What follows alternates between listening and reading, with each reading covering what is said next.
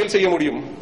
எத்தனை பேர் பணம் கொடுத்து அல்லது நேரத்தை செலவழித்து புதிய விஷயங்களை உருவாக்க முடியும்? ஆகவே அவர்கள் முன்வைத்த காரணம் போதிய அளவு மென்பொருட்களின்மை, அடுத்தபடியாக உள்கட்டமைப்பு வசதி.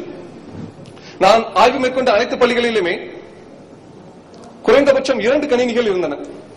அனைத்து பள்ளிகளிலுமே தற்பொழுது சர்வசிக்ஷா அபியான் என்று சொல்லக்கூடிய அனைவருக்கும் கல்வி திட்டம் தமிழக இந்திய அரசால் அமல்படுத்தப்பட்ட பிறகு அனைத்து இடங்களிலும் அனைத்து பள்ளிகளிலும் கணினிகள் இருக்கிறது.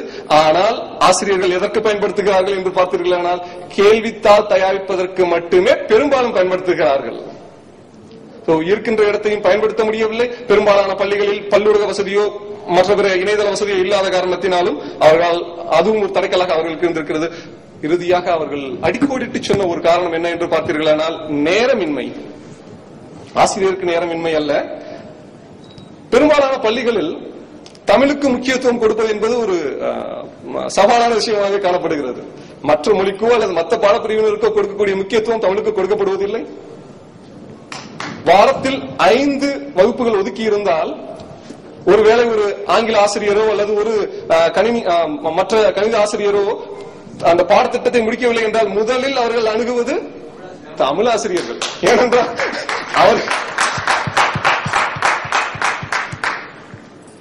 தமிழுக்கு தேவையில்லைங்கிறது அவங்களுடைய எண்ணம் இல்லையா? தமிழ் எங்க வேணாலும் கத்துட்டு போயிருவாங்க, போற போக்குல கத்துட்டு போயிருவாங்க அப்படிங்கிறது எண்ணம் அவருடைய எண்ணம். ஆகவே அவர்கள் முன்வைத்த காரணம் எங்களுக்கு கொடுக்கப்படுகின்ற நேரமோ பாடத்தை நடத்துவதற்கு ஒதுக்கப்பட்ட நேரமோ மிகவும் குறைவு. அந்த நேரத்தில் நாங்கள் பாடத்திட்டத்தை சிலபஸ் என்று சொல்லக்கூடிய பாடத்திட்டத்தை நாங்கள் முடிப்பதிலே கண்ணும் கருத்துமாக இருக்கிறோம். இதற்கெல்லாம் எங்களுக்கு நேரமே இல்லை என்பது அவர்கள் வைத்த ஒரு காரணமாக வைத்திருக்கிறேன். அடுத்தபடியாக அடுத்த கேள்வியை பார்க்கும் பொழுது என்ன பயன்?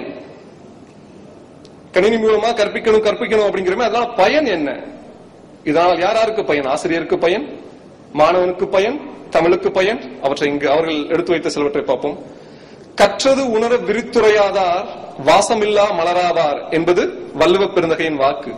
ஆசிரியர் எவ்வளவுதான் கற்றிருந்தாலும் தான் கற்ற விஷயத்தை மாணவருக்கு சொல்வதற்கு சில சமயம் இயலாமல் போகிறது. அந்த இயலாமையை போக்குவதற்கு கணினி தொழில்நுட்பம் உதவியாக இருக்கும் என்பதை அவர்கள் சொல்லியிருக்கிறார்கள். மாணவனை பொறுத்தவரையில் கண்ணால் காண்பதும் காதால் கேட்பதும் ஒரே நேரத்தில் நிகழ்கிறது. ஆகவே அவரது கருத்தில் பசுமரத்து ஆணி போல் தமிழாசிரியரின் கருத்து சென்று அமையும் என்பதையும் அவர்கள் சொல்லியிருக்கிறார்கள். அடுத்தபடியாக கற்றல் சூழலில் இருக்க நிலை. வகுப்பறையில் பெரும்பாலான ஆசிரியர்களோ அல்லது மாணவர்களோ கேட்கக்கூடிய ஒரு வார்த்தை போர். வாத்தியார் என்ன ஒரே போர் அடிக்கிறார். ஏன்னா ஆசிரியருக்கு அந்த நோக்கம் அல்ல, ஒரு சில நேரங்களில் சரியான முறையில் கொண்டு செல்ல முடியாமல் போகிறது. அத்தகைய இருக்க நிலையை போக்குவதற்கு இந்த கணினி தொழில்நுட்பம் உதவியாக இருக்கும். பாடப்பொருட்களில் புதிய பார்வையை உருவாக்கும் மல்டி டைமென்ஷன், புதியதொரு பார்வையை மாணவருக்கு உருவாக்குவதற்கு கணினி உதவியானதாக இருக்கும். இறுதியாக ஆசிரியருக்கு பணிச்சுமை குறையும். பணிச்சுமை குறைவது என்றால் பலருக்கு சந்தோஷம். இங்கு பணிச்சுமை குறைவது என்னவென்றால் பாடம் நடத்துவதில் இருக்கக்கூடிய பணிச்சுமை குறையும். அதே நேரத்தில் மீதம் இருக்கின்ற நேரத்தை ஆசிரியர் மாணவனுடைய ஐயங்களை போக்குவதற்கு பயன்படுத்தலாம். நான் கள ஆய்வு மேற்கொண்ட பொழுது பல ஆசிரியர்கள் பல ஐயங்களை எழுப்பினார்கள்.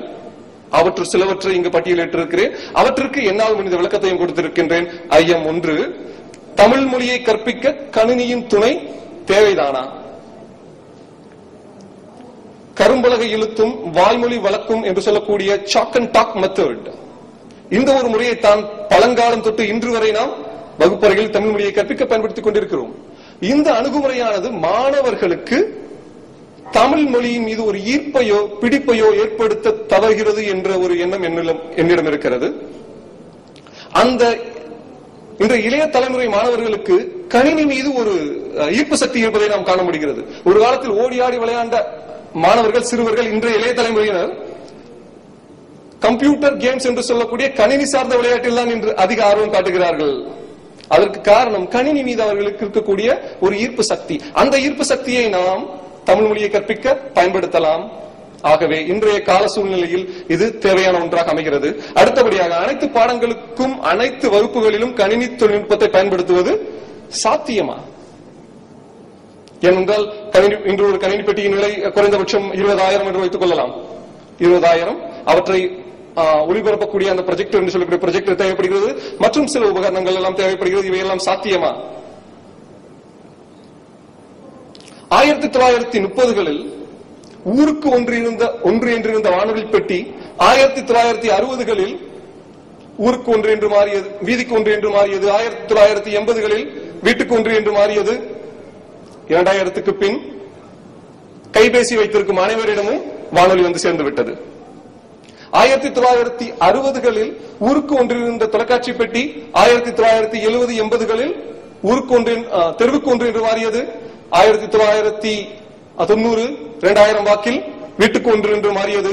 2006க்கு பின் இலவச வண்ண தொலைக்காட்சி பெட்டி கொடுக்க ஆரம்பித்த பிறகு வீட்டில் அறைக்கு ஒன்று என்று கணினி மாறி இருக்கிறது. காலம் தொலைக்காட்சி பெட்டி மாறி இருக்கிறது.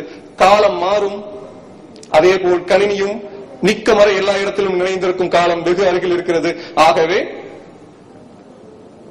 பயன்படுத்துவதற்கான சாத்தியக்கூறுகள் அதிகமாக இருக்கின்றன. மூன்றாவது ஐயம், ஒவ்வொரு ஆசிரியரும் தனித்தனியே பாடத்திட்டங்களை உருவாக்க முயலும் பொழுது அவர்களுக்கு கால விரயமும் பண விரயமும் ஏற்படுமே. ஒவ்வொரு ஆசிரியரும் தனித்தனியாக உட்கார்ந்து மென்பொருளை உருவாக்க முடியாது, பாடத்திட்டத்தை உருவாக்க முடியாது. ஆனால் கூட்டு முயற்சியால் முடியும். ஒர்க்கிங் டுகெதர் ஒர்க்ஸ் ஆங்கிலத்தில் சொல்வார்கள். இணைந்த கைகளால் அனைத்தும் சாத்தியமே.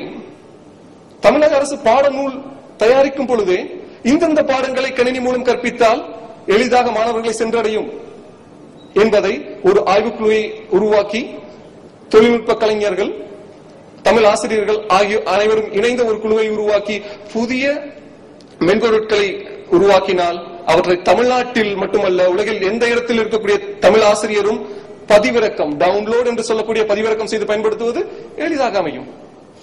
ஆகையால் ஒரு கூட்டு முயற்சியில் உருவாக்கும் பொழுது காலவரையும் பணவரையும் கண்டிப்பாக தவிர்க்கப்படும். இறுதியாக தமிழாசிரியர்கள் பயப்படக்கூடிய ஒரு கேள்வி, கணினி தொழில்நுட்பமானது வகுப்பறையில் பாடம் நடத்த புகுந்துவிட்டால் தமிழாசிரியர் நிலைதான் என்ன? ஒரு கணினி பெட்டியும் ஒரு ப்ரொஜெக்டர் வச்சுட்டு ஆசிரியர் வெளியே போயிடலாமே, ஆசிரியர் தேவை, ஆசிரியருக்கு பணியில் அமர்த்த வேண்டிய அவசியம் இல்லாமல் போயிடுமோ அப்படிங்கிற ஒரு கேள்வி எல்லாம் எழுவதற்கான வாய்ப்பு இருக்கிறது. ஆனால் ஆசிரியர் என்பவர் ஒரு ஓவியன். அவர் வரையக்கூடிய உயிரோட்ட உள்ள ஒரு ஓவியமே மாணவன். அந்த ஓவியன் பயன்படுத்துகின்ற தூரிகை தான் இந்த கணினி பெட்டி. தூரிகை ஒருபொழுதும் ஓவியனாக முடியாது. ஆகவே தமிழாசிரியர்கள் வருத்தப்பட வேண்டிய அவசியமும் இல்லை. கண்டிப்பாக அவர்களுக்கும் நல்ல எதிர்காலம் இருக்கிறது. இதுவரை எனது முதல் கூறான கள ஆய்வை பற்றி விளக்கினேன். இப்பொழுது செயல் விளக்கம். குறுந்தொகை பாடல் ஒன்றை எடுத்துக்கொண்டு அதை எவ்வாறு கணினி தொழில்நுட்பத்தின் மூலம் காட்சிப்படுத்த முடியும், ஒளிப்படுத்த முடியும், மாணவர்களின் கருத்தை கவர முடியும் என்பதை உங்கள் செயல்முறையில் விளக்கியுள்ளேன். முதலில் அப்பாடல், வேரல் வேலி வெட்கொட்பளவின் சாரல் நாட செவ்வியை யாகுமதி யாரகு தசிந்திர் அறிந்தசிந்தினோரே சாரல் சிறுகொட் பெரும்பலம் தூங்கி யாங்கிவள் உயிர்தவச் சிறிது காமமோ பெரிது. இயற்றியவர் கபிலர். குறுந்தொகை பாடல் எண் 18. முதலில் பாடல் பற்றிய ஒரு பொதுவான விஷயங்களை உங்களிடம் பகிர்ந்து கொள்கிறேன். இப்பாடல் குறிஞ்சித்திரையில் அமைந்துள்ளது. கூற்று தோழியின் கூற்று. இதை கேட்பவர் தலைவன். நோக்கம் வரைவு கடாயது. வரைவு கடாயது என்பது தலைவனை தலைவியை திருமணம் செய்து கொள்ளுமாறு வற்புறுத்துதல். தலைவன் காலம் தாழ்த்திக் கொண்டிருக்கிறான் திருமணம் செய்வதற்கு. ஆகவே தோழி இடித்துரைக்கிறாள், நீ காலம் நீட்டித்துக் கொண்டிருக்கிறாய், உடனடியாக திருமணம் செய்து கொள் என்பது. அதுதான் வரைவு கடாயது என்பது. இப்பாடலில் முதல் 2 வரி தலைவனுடைய நாட்டு வளத்தை பற்றி சொல்கிறது. வேரல் என்ற